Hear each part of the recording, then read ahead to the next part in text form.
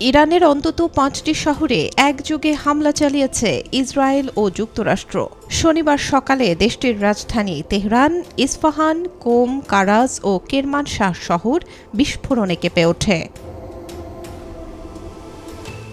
ইরানি গণমাধ্যমগুলো জানায়, দেশটির বিপ্লবী গার্ড আইআরজিসির ইন্টেলিজেন্স ডিরেক্টরেট এবং তেহরানের কেন্দ্রস্থলের বেশ কিছু লক্ষ্যবস্তুতে হামলা চালানো হয়েছে। তেহরানের ইউনিভার্সিটি স্ট্রিট এবং রিপাবলিক এলাকায় একাধিক ক্ষেপণাস্ত্র আঘাত এনেছে। হামলার প্রতিবাদে ইরানও তাদের আকাশসীমা বন্ধ করে দিয়েছে। এক প্রতিবেদনে রয়টার্স বলছে, ইরানের সর্বোচ্চ নেতা আয়াতুল্লাহ আলী খামেনি বর্তমানে তেহরানে নেই। তাকে নিরাপদ স্থানে সরিয়ে নেওয়া হয়েছে। ইরানে যুক্তরাষ্ট্রের অভিযানের কথা নিশ্চিত করেছেন প্রেসিডেন্ট ডোনাল্ড ট্রাম্প। তিনি বলেন, যুক্তরাষ্ট্র ইরানে একটি বড় ধরনের সামরিক অভিযান শুরু করেছে। এই অভিযানের উদ্দেশ্য হল ইরানের আসন্ন হুমকি মোকাবেলা করা এবং আমেরিকান জনগণকে রক্ষা করা। ট্রাম্প বলেন, ইরান কখনোই পারমাণবিক অস্ত্র তৈরি করতে পারবে না।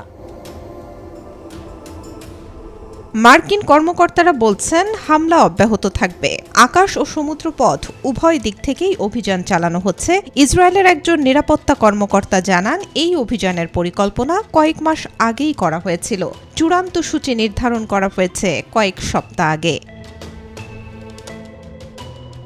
হামলার খবর নিশ্চিত করেছে ইসরায়েলও। দেশটির গণমাধ্যমগুলো জানায়, এই হামলা এমন সব জায়গাকে লক্ষ্য করে চালানো হয়েছে যা ইসরায়েলের জন্য হুমকি স্বরূপ।